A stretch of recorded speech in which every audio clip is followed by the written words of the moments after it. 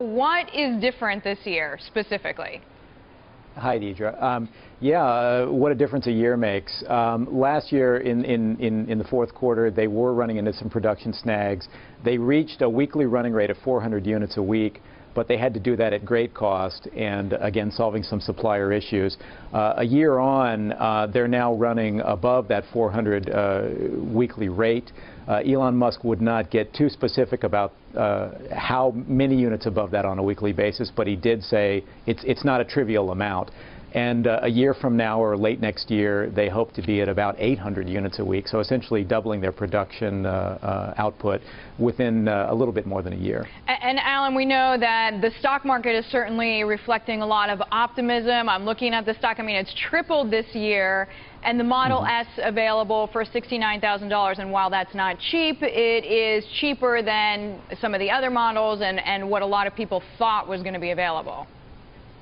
That's right, yeah. And remember that 69.9 is really just the starting point. If you add all the bells and whistles, the extended battery pack, and all the options, you certainly can go above 100,000. But they have had a very successful run so far.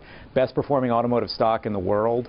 The target for deliveries is at least 21,000, and the big thing that's happening now is the company is getting ready to start delivering cars to Europe, so moving outside of the U.S. and Canada, which have been the primary launch markets. European shipments are on the water right now and soon to be available in the EU. Now, we know that there are a lot of fans of Elon Musk's in the tech community in California. You mentioned that all-in $100,000 price tag. I mean, there are a lot of people in Silicon Valley who can pay that, who want to pay that. They believe in this vision.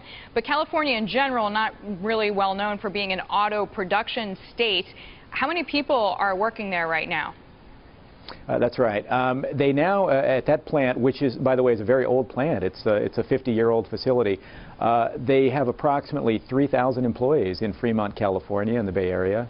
That's a bit of a surprise because when he announced in 2010 he was going to take ownership of that plant, he threw out a number of about 1,000 people. Of those 3,000, 2,000 are assembly workers. So they're now running 2 daily shifts. The plant is operating 16 hours a day with approximately 2,000 assembly workers. And this is California's only auto plant.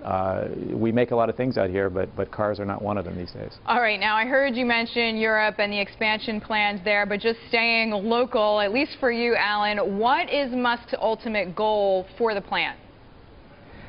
He's very ambitious. They're adding more models, and while his target this year is about 21,000 units or so, he wants to take it back to the kind of capacity that the facility had when it was operated as a Toyota-GM joint venture. He's talking about 500,000 units of production. Now, he's not setting a target when he's going to achieve that, but no shortage of ambition. He really wants to utilize what is a very large plant.